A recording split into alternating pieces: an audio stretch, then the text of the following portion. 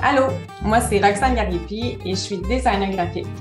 Je fais de la conception visuelle, de l'imagerie, de la création, puis c'est ça en gros.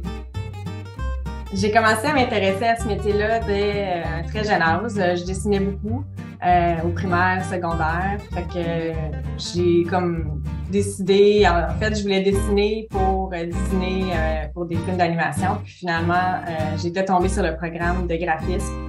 Puis j'étais allée au collège Annecy rencontrer là, dans le fond les professeurs et l'école pour savoir dans quoi je voulais m'en aller. Puis après le cours, les professeurs ils nous disaient qu'on pouvait soit aller sur le marché du travail ou poursuivre. Puis moi, j'ai continué à mes études, dans le fond, en allant à l'UQAM, en bac, en design graphique, pour vraiment approfondir là, le côté plus conception, qu'on touchait un peu moins là, en graphisme. Ce que j'aime le plus de mon métier, c'est le fait que c'est hyper varié. Que j'ai des clients d'agriculture, que j'ai des clients en comptabilité, de magasins d'animaux, de tout plein de tout plein de domaines.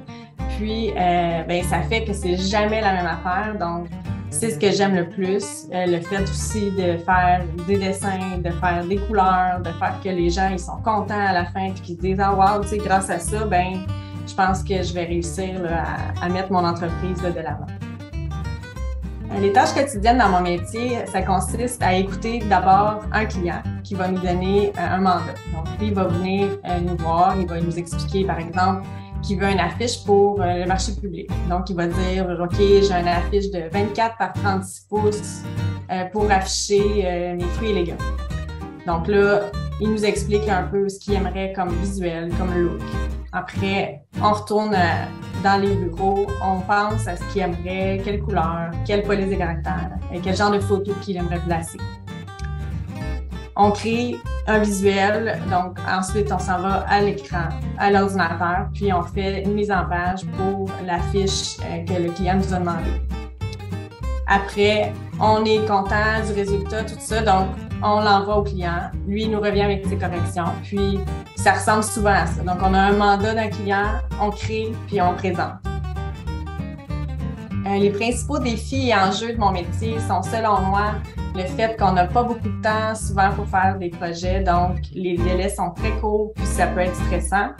Puis qu'on travaille pour des gens. Donc, ça se peut que des fois, le client il soit pas content, il soit pas satisfait, puis qu'il dise que le travail qu'on a fait est pas beau ou pas à son goût.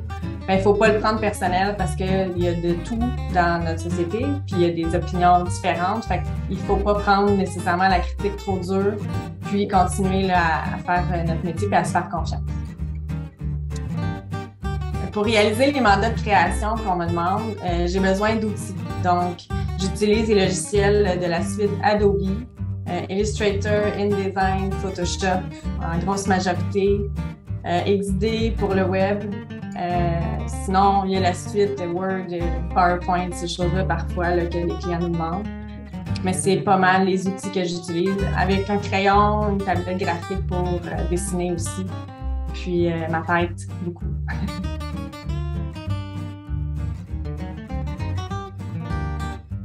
Oui, je crois que dans mon métier, je pense que la majorité des gens qui font du design vont être plus du profil artistique. Mais je crois que pour différentes personnes et différents clients, on a besoin d'être réaliste, on a besoin d'être sociable beaucoup parce qu'on va écouter les clients. Donc, c'est un peu de toucher à tous les autres volets là, des profils. Je pense que le profil recherché pour ce type d'emploi, c'est quelqu'un de créatif, quelqu'un d'allumé, quelqu'un de curieux. À l'écoute des besoins des clients, puis qui se laisse aller dans son imagination, puis qui se fait confiance.